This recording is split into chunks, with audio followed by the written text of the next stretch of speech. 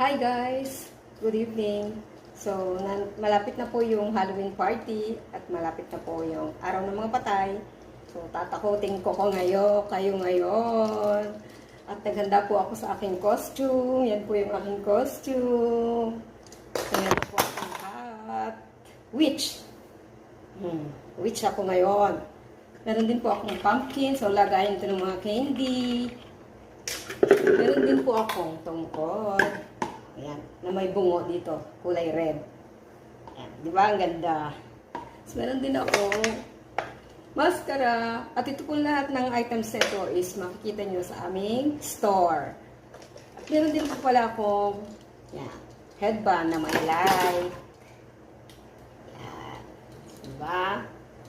So, ito po yung aking costume. So, tatakutin ko kayo.